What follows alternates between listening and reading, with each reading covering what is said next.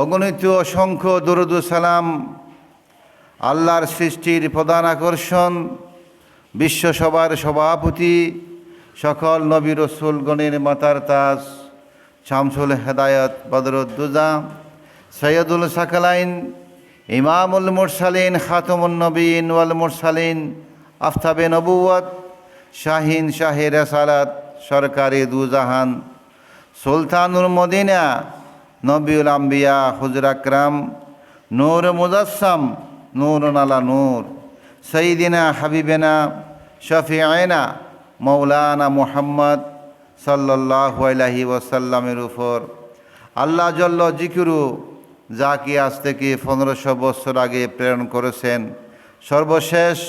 সর্বশ্রেষ্ঠ নবী রসুল হিসাবে। সম্মানিত উপস্থিতি, আজ পবিত্র ঈদুল আজহার দিন, কুরবানির দিন। কুরবানির সামর্থক শব্দ উজহিয়া, এর আবিধানিক অর্থ হল ত্যাগ করা, উৎসর্গ করা। জিলহজ মাসের 10 তারিখ সকাল থেকে 12 তারিখ সন্ধ্যা পর্যন্ত আল্লাহর নৈকট্য লাভের জন্য যে পশু জবে করা হয় তাকে আমরা কুরবানি বলে থাকি। বর্তমানে যে কুরবানি প্রথা চালু আছে, প্রচলিত আছে, তা হজরত ইব্রাহিম আলাইহিস সালাম এর সময় থেকে চলে আসছে। এটি আত্মত্যাগ ও আল্লাহর নৈকট্য লাভের এক অন্যতম মাধ্যম। এটি একটি উত্তম ইবাদত। রসুল পাক সাল্লাল্লাহু আলাইহি সাল্লাম বলেন, কুরবানির দিন রক্ত প্রবাহিত করার সেই প্রিয় কাজ মহান রব্বুল আলামিনের কাছে আর কিছুই নেই। তাহলে আজকে আমরা পবিত্র দিন, পবিত্র ঈদুল আজহার দিন, কোরবানির দিন, আমরা সবাই সমবেত হয়েছি ঈদগাহের ময়দানে। ঈদগাহের ময়দানে আমরা সমবেত হয়েছি। কোরবানি হজরত ইব্রাহিম আলাইহিস সালামকে আল্লাহ তাআলা বহুবার বিভিন্নভাবে পরীক্ষা করেছেন, অনেকবার পরীক্ষা করেছেন। এমনকি হজরত ইব্রাহিম আলাইহিস সালাম যখন পৃথিবীতে আগমন করেন, জন্মগ্রহণ করবেন, তখন নামরুদের অনুসারী যারা, তার জ্যোতিষী তাকে বলল, আপনার রাজ্যে এমন একজন সন্তান ভূমিষ্ঠ হবে, সে আপনার রাজত্ব কেড়ে নেবে। এভাবে তাকে পরামর্শ দিয়েছে। তাহলে আমার কি করা আছে? আজ থেকে 3 তারিখ পর্যন্ত, 3 দিন পর্যন্ত আপনার রাজ্যে সে আগমন করবে। সুতরাং সে ফরমান জারি করেছে যাতে এই দিন ভূমিষ্ঠ হলেও অবশ্যই তাকে হত্যা করা হবে। সুতরাং তার ফরমান অনুযায়ী নমরুদের নির্দেশে তার রাজ্যের মধ্যে 3 দিন পর্যন্ত যে সমস্ত পুত্র সন্তান জন্মগ্রহণ করেছে তাদেরকে হত্যা করা হয়েছিল। কিন্তু এদিকে হজরত ইব্রাহিম আলাইহিস সালাম, তার মা হাজরের স্ত্রী, তাকে এক গহীন জঙ্গলে নিয়ে গেল। গহীন জঙ্গলের ভিতরে একটি গুহায় পাথর, বড় একটি পাথর ঢাকা, সেই পাথরের ভিতরে হজরত ইব্রাহিম আলাইহিস সালাম জন্মগ্রহণ করলেন। সেখানে হজরত ইব্রাহিম আলাইহিস সালাম বড় হতে লাগলো। আল্লাহর হুকুমে, আল্লাহর কুদরতে হজরত ইব্রাহিম আলাইহিস সালামের 2টি আঙ্গুল দিয়া, একটি আঙ্গুল দিয়া দুধ, আরেকটি আঙ্গুল দিয়া দুধের নাহর, আরেকটা আঙ্গুল দিয়া মধু নির্গত হতে লাগলো। সুবহানাল্লাহ বলবেন না? এভাবে হজরত ইব্রাহিম আলাইহিস সালামকে সেই গুহার মধ্যে আল্লাহ রাব্বুল আলামিন লালিত পালিত করেন। বড় হচ্ছে, যখন বড় হচ্ছে, বড় হওয়ার প্রাককালে আল্লাহর কুদরতে, আল্লাহর হুকুমে ওই পাথরটা আবার সরে যায়, আবার মুখের মধ্যে চলে আসে। মাঝে মধ্যে তার মা তাকে দেখতে যায়। হযরত ইব্রাহিম আলাইহিস সালাম এভাবে সেই গুহার মধ্যে বড় হয়েছে। বড় হওয়ার পরে তার মাকে জিজ্ঞাসা করলো, হে আম্মা জান, আপনার খোদার নাম কি? আপনি কার খোদার অনুসারী? কাকে আপনি পূজা করেন?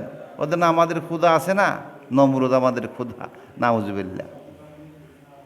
তখন ইব্রাহিম আলাইহিস সালাম নিজের মাকে বলল, না, সে কোনোদিনও খোদা হতে পারে না। আসমান জমিন পাহাড় পর্বত সমস্ত কিছু জিনিস সৃষ্টি করেছেন সে হলো লা ইলাহা ইল্লাল্লাহ। সে আল্লাহ ছাড়া কোনো মাবুদ নাই, কোনো ইলা নাই। সে আল্লাহর ইবাদত করতে হবে, তাকেই ইবাদত করতে হবে, যিনি আমাদেরকে সৃষ্টি করেছেন। হাজার হাজার পুত্র সন্তানকে জবে করা হয়েছে, কিন্তু আল্লাহ রাব্বুল আলামিন আমাকে এই গুহার মধ্যে লালিত পালিত করলো, সে হলো আল্লাহ। সে হলে কে? আল্লাহ। সুতরাং নমরুদের কাছেও যাবেন না, আল্লাহর ইবাদত করবেন। এভাবে হযরত ইব্রাহিম আলাইহিস সালাম সেই গুহায় বড় হতে লাগলো। হযরত ইব্রাহিম আলাইহিস সালাম দেখলেন, যারা সূর্য পূজা করে, যারা চন্দ্র পূজা করে, যারা গাছ বাঁশের পূজা করে, সূর্য তো পূর্ব দিকে উদিত হয়, পশ্চিম দিকে অস্ত যায়, আবার চন্দ্রও অস্ত যায়। এই আকাশ বাতাস চন্দ্র সমস্ত কিছু জিনিস সৃষ্টি করেছেন সে আল্লাহ ছাড়া কারো ইবাদত করা যাবে না। লা ইলাহা ইল্লাল্লাহু মুহাম্মাদুর রাসূলুল্লাহ সাল্লাল্লাহু আলাইহি ওয়াসাল্লাম। সে আল্লাহর ছাড়া আর কারো ইবাদত করা যাবে না। আল্লাহ রাব্বুল আলামিন হযরত ইব্রাহিম আলাইহিস সালামকে নির্দেশ দিয়েছেন, হে ইব্রাহিম, সমগ্র জাতির কাছে তুমি আমার জাতির পরিচয় পাঠিয়ে দাও, এমনকি নমরুদের কাছে যাও। আমি যে আল্লাহ আছি, নমরুদকে আমি সৃষ্টি করেছি, সমস্ত কিছু আমি সৃষ্টি করেছি, আমি স্রষ্টা, আমি আল্লাহ, আমি ছাড়া আর কোনো মাবুদ নাই, সে কথা তাকে বলে দিয়ে দাও। তার কাছে যাওয়া হলো, যখন গেল সে মানতেছে না, শুনতেছে না, বিভিন্ন ধরনের কথাবার্তা বলতেছে। একদিন নমরুদ সহ অন্যান্য সকল অনুসারীরা গঙ্গা শ্যাম করার জন্য সাগরের মধ্যে গেছে। এমন সময় হযরত ইব্রাহিম আলাইহিস সালাম ঘর থেকে বের হয় নাই, ঘরের মধ্যে ছিল। তারা যখন গঙ্গা শ্যামের মধ্যে গেছে, পূজা করতে গেছে, আর এদিকে হযরত ইব্রাহিম আলাইহিস সালাম একটা কুড়াল হাতে নিয়া তাদের মূর্তির ঘরের মধ্যে ঢুকলো, সমস্ত মূর্তিকে ভেঙে চুরমার করে দিল। সমস্ত মূর্তি চুরমার করে দিল, ভেঙে দিল, এবং বড় মূর্তি যেটা আছে তার কাঁধের উপর কুড়ালটা রেখে সে চলে আসলো। আর এদিকে নমরুদের অনুসারী সবাই পূজা শেষ করে যখন বাড়ির মধ্যে আসলো, তাদের গোয়াই ঘরের মধ্যে গেল, পূজার ঘরের মধ্যে গেল, মন্দিরের মধ্যে গেল, দেখা যাচ্ছে শুধু একটা মাত্র মূর্তি আছে, আর সমস্ত মূর্তিকে ভেঙে চুরমার করে দেওয়া হয়েছে। তখন তারা চিন্তায় পড়ে গেল, কি ব্যাপার, এই মূর্তিগুলা কে ভেঙে দিয়েছে? আমাদের খোদাগুলাকে কে ভেঙে দিয়েছে? হাত পা কিচ্ছু নাই, কারো নাক নাই, কারো ঠোঁট নাই, কিচ্ছু নাই। তখন বলা বলি শুরু হলো, কথাবার্তা বলা শুরু হলে গেল, ওদের আমাদের সাথে পূজা করতে কে যায় নাই? ওদের আজরের সন্তান ইব্রাহিম যায় নাই। কে যায় নাই? ইব্রাহিম যায় না। আল্লাহর নবীরা পূজা করবে? আল্লাহর নবী আকায়ে নামদার তাজেদারে মদিনা জনাবে মুহাম্মদুর রাসূলুল্লাহ সাল্লাল্লাহু আলাইহি ওয়াসাল্লাম 570 খ্রিস্টাব্দে যখন পৃথিবীর কুলে তশরিফ আনলেন, মা আমিনার কুলে তশরিফ আনলেন, মুহাম্মদুর রাসূলুল্লাহ সাল্লাল্লাহু আলাইহি ওয়াসাল্লাম যখন পৃথিবীতে ভূমিষ্ঠ হলো, সমস্ত এলাকার সমস্ত পৃথিবীর যা ছিল, মূর্তি ছিল, পূজা ছিল, লাত ছিল, সমস্ত মূর্তি আল্লাহর হুকুমে ভেঙে চুরমার হয়ে গিয়েছিল। এটা নবী পাক সাল্লাল্লাহু আলাইহি ইসলামের মুজিজা। যেহেতু আল্লাহর নবী হাতে ভাঙতে হয় নাই, সমস্ত মূর্তি এমনি ধ্বংস হয়ে গেছে। আর এদিকে হযরত ইব্রাহিম আলাইহিস সালাম নিজ হাতে সমস্ত মূর্তিগুলা ভেঙে দিয়েছে, চুরমার করে দিয়েছে। এখন ফাইসালা হচ্ছে, কে আমাদের সাথে পূজা করতে যায় নাই, হয়তো ইব্রাহিম যায় না, ইব্রাহিমকে নিয়ে আসো। রাষ্ট্রীয় ফরমান জারি করা হলো। কি করবে?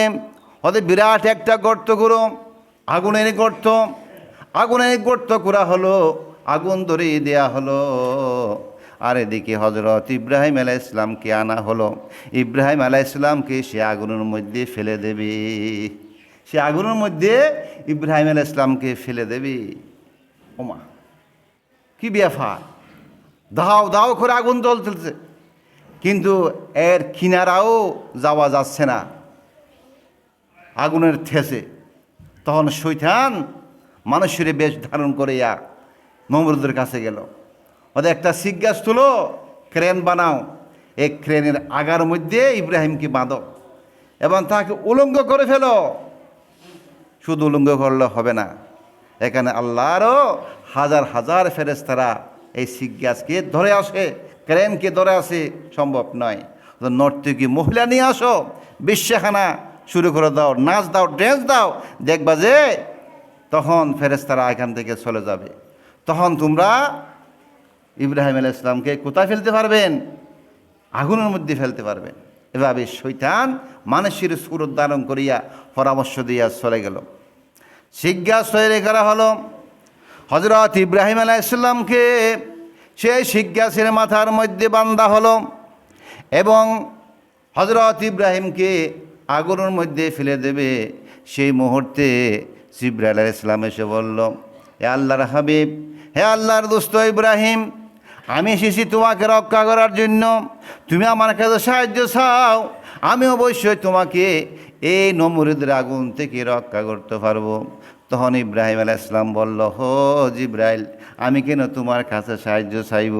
যেই খোদা রব্বুল আলামিন আমাকে সৃষ্টি করেছেন, আমাকে গুহার মধ্যে মায়ের দুধ ছাড়া দুটি আঙ্গুল, একটার মধ্যে নহর, একটার মধ্যে দুধ বেরিয়েছে, আর একটার মধ্যে মধু বেরিয়েছে, মহান রব্বুল আলামিন আমাকে এভাবে লালন পালন করছে। সে আল্লাহ রব্বুল আলামিন অবশ্যই আমাকে রক্ষা করবেন। সুবহানাল্লাহ। সে আল্লাহ আমাকে কি করবেন? রক্ষা করবেন। আমি তোমার কাছে সাহায্য চাইব না। তখন আল্লাহ রব্বুল আলামিন বলেন, ইয়া নারু কুনি বারদাও ওয়া সালামান আলা ইব্রাহিম। হে আগুন, ইব্রাহিম আলাইহিস সালামের জন্য শীতল হয়ে যাও, এয়ার কন্ডিশন হয়ে যাও, নয় শরৎ নয় গরম, যাতে আমার খলিল ইব্রাহিম আলাইহিস সালামের একটা কি হয় নাই, গায়ের খেঁসো যাতে ফুরা না যায়। এভাবে আল্লাহ রাব্বুল আমিন ব্যবস্থা করেছিলেন হযরত ইব্রাহিম আলাইহিস সালামকে এই নামরুদের আগুন থেকে রক্ষা করেছিল। নামরুদের আগুন থেকে কি করেছিল? রক্ষা করেছিল। 40 দিন পরে যখন হযরত ইব্রাহিম আলাইহিস সালাম এই অগ্নির কুণ্ডল থেকে বেরিয়ে আসতেছে, সবাই আশ্চর্য হয়ে দেখতেছে, কি ব্যাপার? এভাবে আগুনের ঠেস, আমরা এর কিনারাও যাইতে পারি নাই, আকাশ সুয়াজিলহা। এখন ইব্রাহিম আলাইহিস সালাম সশরীরে সেখান থেকে বেরিয়ে আসতেছে। ইব্রাহিম আলাইহিস সালাম বললেন, আমার আল্লাহ আমাকে রক্ষা করেছেন। কে রক্ষা করেছে? আল্লাহ রাব্বুল আমিন রক্ষা করেছে। বেহেশত থেকে স্বর্ণের খাট পালং ফাটিয়ে দিয়েছে এবং যাতে নিঃসঙ্গতা দূর হয়, বেহেশত থেকে তার জন্য কথাবার্তা বলার জন্য মানুষ পাঠিয়ে দিয়েছেন, কথাবার্তা বলার জন্য। এভাবে হযরত ইব্রাহিম আলাইহিস সালাম এই অগ্নি পরীক্ষা থেকে উত্তীর্ণ হয়েছে। আল্লাহ রাব্বুল আমিন এভাবে যারা আল্লাহর হাঁটি বান্দা এবং নবী রাসূলদেরকে বিভিন্নভাবে পরীক্ষা করেছেন, অনেক পরীক্ষা করেছেন। সকল পরীক্ষায় ইব্রাহিম আলাইহিস সালাম উত্তীর্ণ হয়েছে। এবার তিনি এক অগ্নি পরীক্ষার সম্মুখীন হলেন। এবার তিনি আরেকটি বড় অগ্নি পরীক্ষার সম্মুখীন। এক রাতে দেখলেন পুত্র ইসমাইল আলাইহিস সালামকে কুরবানি করতে আল্লাহ তাকে আদেশ করেছেন। বৃদ্ধ বয়সে একমাত্র সন্তান ইসমাইল আলাইহিস সালাম অপেক্ষা দুনিয়াতে অধিকতর প্রিয় তার আর কি হতে পারে। অনেক চিন্তা ভাবনা করে তিনি শেষ সিদ্ধান্তে পৌঁছলেন, আল্লাহ যাতে খুশি হন তাই তিনি করবেন। পবিত্র কোরআনে উল্লেখ করা হয়েছে সূরা সাফফাত 102 নম্বর আয়াত। আল্লাহ রাব্বুল আলামিন বলেন, ক্বালা ইয়া বুনাইয়া ইন্নী আরা ফিল মানাম আন্নী আসবাহুকা ফানজুর মাযা তারা। ক্বালা ইয়া আবাতি ফাআল মা তু'মারু সাতাজিদুনি ইনশাআল্লাহু মিনাস সাবিরিন। তিনি ইব্রাহিম আলাইহিস সালাম বললেন, হে বৎস, আমি স্বপ্নে দেখেছি যে তোমাকে আমি জবাই করছি, এখন তোমার অভিমত কি? তিনি ইসমাইল আলাইহিস সালাম বললেন, হে আমার আব্বু, আপনি যা আদিষ্ট হয়েছেন তাই করুন। আল্লাহ ইচ্ছা করলে আপনি আমাকে ধৈর্যশীলদের অন্তর্ভুক্ত পাবেন। অবশ্যই আপনি আমাকে ধৈর্যশীল হিসাবে পাবেন। আল্লাহ রাব্বুল আলামিন যা আদেশ দিয়েছেন আপনি তা করুন। সুবহানাল্লাহ। এখন আপনারা যদি আপনাদের ছেলেদেরকে বলেন, হে ছেলে, আমি স্বপ্ন দেখেছি তোমাকে কোরবানি দেওয়ার জন্য, সে রাজি হবে? হবে না, কখনো রাজি হবে না। সে বলবে আপনার বয়স অনেক হয়েছে, আমার এখনো বাকি আছে, এখনো আমার বাকি আছে, আপনাকে আগে কোরবানি দেওয়া হোক। বলবে কি না? বলবে না। যেমন পিতা তেমন পুত্র। অতঃপর ইসমাইল আলাইহিস সালামকে নিয়ে হযরত ইব্রাহিম আলাইহিস সালাম রওনা হয়ে গেলেন। সঙ্গে নিলেন একটি ছুরি ও একটি রশি। তিনি সামনে যাচ্ছিলেন, ইসমাইল আলাইহিস সালাম পিছনে পিছনে যাচ্ছিলেন। কোথায় যাচ্ছে? মিনা বাজারে। কোথায় যাচ্ছে? মিনা বাজারে যাচ্ছে। মিনা বাজারে যাচ্ছে এবং ইসমাইল আলাইহিস সালাম পিছনে পিছনে যাচ্ছেন। এরপরে শয়তান বসে থাকে নাই। সর্বপ্রথম বাড়ির মধ্যে গিয়েছেন হযরত হাজেরা রাদিয়াল্লাহু তাআলা আনহার কাছে। হে হাজেরা, আপনি কি জানেন আপনার একমাত্র সন্তান ইসমাইল আলাইহিস সালামকে কোথায় নিয়ে গেছেন? হ্যাঁ জানি তো, আমি জানি তার বাবা তাকে কোথায় নিয়ে গেছেন। আমার সাথে কথাবার্তা বলে পরামর্শ করে আমি অনুমতি দিয়েছি এবং তার বাবা তাকে মিনা বাজারে নিয়ে গেছে কোরবানি দেওয়ার জন্য। ওটা আপনার ছেলেকে জবাই করে দিবে, কোরবানি দিয়ে দেবে, আর আপনি রাজি আছেন? ওটা হ্যাঁ অবশ্যই রাজি আছে। কেন রাজি আছেন আপনি? আল্লাহর হুকুম। কার হুকুম? আল্লাহর হুকুম। আল্লাহর হুকুম যদি হয় অবশ্যই রাজি হতে হবে না? হযরত ইব্রাহিম আলাইহিস সালামের স্ত্রী হাজেরা, কি নাম? হাজেরা। ইব্রাহিম আলাইহিস সালামের প্রথম স্ত্রীর নাম কি নাম ছিল? সারা। বিবি কি? বিবি সারা।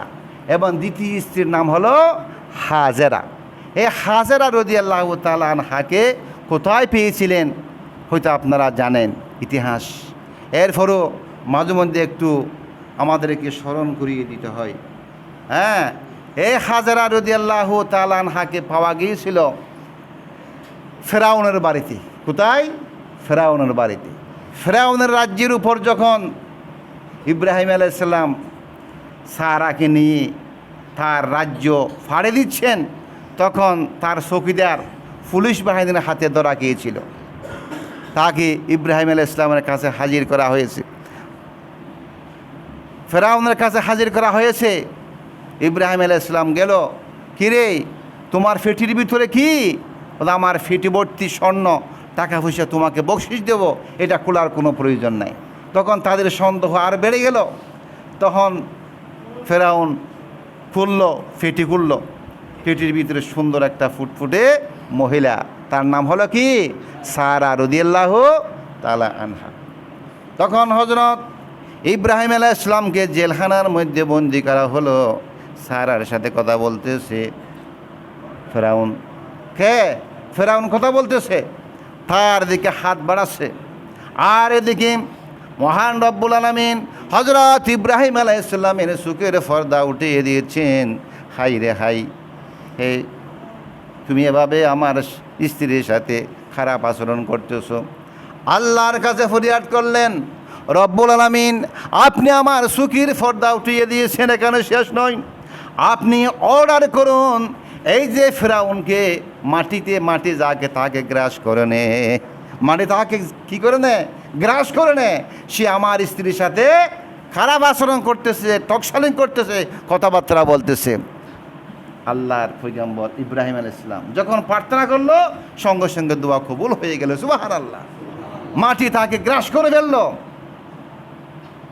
হে সারা, আমি অন্যায় করেছি, জুলুম করেছি, বেবিচার করেছি, তোমার খোদার কাছে ইব্রাহিম আলাইহিস সালামকে বলো যাতে আল্লাহর কাছে, তোমার খোদার কাছে আমার জন্য দোয়া করে আমাকে মাটি সিনা পর্যন্ত গ্রাস করে ফেলেছে, যাক আমাকে রক্ষা করে দে, যাতে আমি রক্ষা পাই, দোয়া করো। ওটা আমার স্বামীকে নিয়ে আসুন।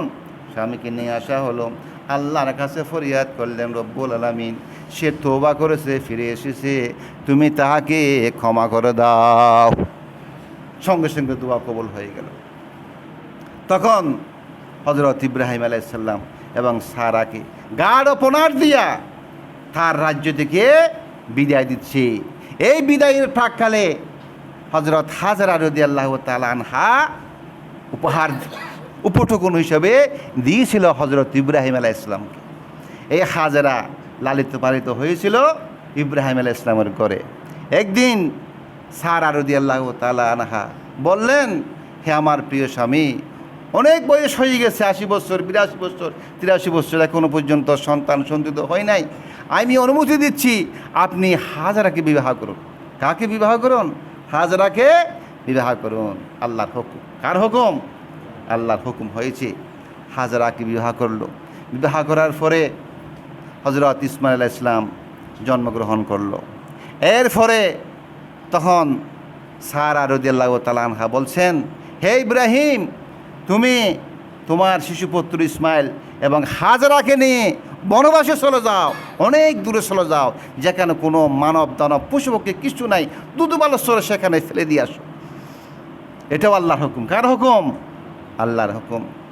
হযরত ইব্রাহিম আলাইহিস সালাম ঘুম থেকে উঠলেন, শিশুপুত্র ইসমাইল এবং হাজরাকে নিয়ে অনেক দূর চলে গেল। যাইতে যাইতে আল্লাহর ঘর কাবা যেখানে, সেখানে যখন উপস্থিত হলো, আল্লাহ রাব্বুল আলামিন বললেন, হে ইব্রাহিম, তুমি এখানে থামো, তুমি এখানে থেমে যাও, এখানে থামো। সেখানে থামা হলো। এরপরে হযরত ইব্রাহিম আলাইহিস সালাম শিশুপুত্র ইসমাইল এবং হাজরাকে রেখে চলে যাচ্ছেন। জিজ্ঞাসা করা হলো, ও আমার প্রিয় স্বামী ইব্রাহিম, এই দুধবালস্বরের মধ্যে শুধুমাত্র 2 দিন বা 3 দিন খাবার আছে, পানি শুকিয়ে যাবে, খাদ্য শেষ হয়ে যাবে, আপনি আমাদেরকে এখানে রেখে কোথায় চলে যাচ্ছেন? তখন ইব্রাহিম আলাইহিস সালাম বললেন, আল্লাহর হুকুমে আমি আমার দেশে চলে যাচ্ছি। সুবহানাল্লাহ। আল্লাহর হুকুমে আমি কোথায় চলে যাচ্ছি? আমার দেশে চলে যাচ্ছি। তখন হাজরা মনে মনে চিন্তা করতেছে, অবশ্যই যে খোদা তাকে নির্দেশ দিয়েছে সেই খোদা আমাকে রক্ষা করবে, সে খোদা আমাকে কি করবে? রক্ষা করবে। 3 দিন পরে খাদ্য শেষ হয়ে গেছে, পানি শেষ হয়ে গেছে। হযরত হাজরা রাদিয়াল্লাহু তাআলা আনহা একবার সাফা একবার মরওয়া পাহাড়ের মধ্যে সাই করলেন, দৌড়াদৌড়ি করলেন। আল্লাহ রাব্বুল আলামিনের কাছে এটা বেশি সুন্দর লেগেছে। তখন আল্লাহ রাব্বুল আলামিন বললেন, হে হাজরা, তুমি এবার চলে আসো তোমার পুত্রের কাছে। পুত্রের কাছে চলে আসলো। হযরত ইসমাঈল আলাইহিস সালামের পাশে যখন আসলো, দেখা গেল তার ফাইয়ের গোড়ালির যেখানে আঙ্গা আঙ্গা করে কানছিল, সে গোড়ালির মধ্যে পানির ফোঁটা দেখা দিয়েছে। সুবহানাল্লাহ। পানির সন্ধান পাওয়া গেছে। তখন ইসমাঈল আলাইহিস সালামকে খুলে নিল, দেখা গেল জমজম সৃষ্টি হয়ে গেছে। সুবহানাল্লাহ। হযরত ইসমাঈল আলাইহিস সালামকে একটু দূরে রেখে দিল এবং চতুর্দিকে দিয়ে একটা পাথর দেওয়া হলো। তখন হাজার হাজার ফেরেশতারা এসে এই জমজম কূপের চতুর্দিকে একটা বাঁধ দেওয়া হলো। এমনভাবে পানি উঠতেছে, আল্লাহ বলতেছেন, হে হাজরা, তুমি ফানির উপর হাত রাখো। ফানির উপর কি রাখো? হাত রাখো এবং বলো থমথম, থেমে যাও। জমজম কূপ সৃষ্টি হয়েছে এই হজরত হাজরা রাদিয়াল্লাহু তাআলা আনহা এবং ইসমাইল আলাইহিস সালাম যেখানে রেখেছিল পায়ের চিহ্ন, সেখানে হয়েছে। আজীবন পর্যন্ত, কিয়ামত পর্যন্ত এই জমজম কূপ থাকবে। এবং হজরত ইব্রাহিম আলাইহিস সালামকে যে অগ্নির কুণ্ডলের মধ্যে ফেলে দিয়েছিল, সেটা এখনও পর্যন্ত আসে। আপনারা গুগলে সার্চ দিলে পাবেন। এমনকি আমাদের আদি পিতা হজরত ইব্রাহিম, আমাদের ইব্রাহিম আলাইহিস সালাম এবং আমাদের আদম আলাইহিস সালাম, আদি পিতা হজরত আদম আলাইহিস সালামকে যখন বেহেশত থেকে বিতাড়িত করা হয়েছে, এখনও পর্যন্ত শ্রীলঙ্কার মধ্যে তার ফাইয়ের চিহ্ন আছে। আছে কি না? আছে। বলে আল্লাহর নিদর্শন। ফেরাউন কিয়ামত পর্যন্ত থাকবে। ফেরাউন এখন আছে না জীবিত? দেখে মরা, তার মমি করা হয়েছে মিশর শহরে। মিশরের মধ্যে আল আজহার বিশ্ববিদ্যালয়ের পাশে ন্যাচারাল হিস্টোরি মিউজিয়ামের মধ্যে আজীবন পর্যন্ত থাকবে মানুষকে দেখার জন্য। সে কলমা পড়ার জন্য চেয়েছিল, কিন্তু কলমা পড়ার সুযোগ দেওয়া হয় নাই। তার গালের মধ্যে ফুট ঢুকিয়ে দিয়ে হচ্ছে, এখনো পর্যন্ত ফুটের গন্ধ আছে। সুবহানাল্লাহ।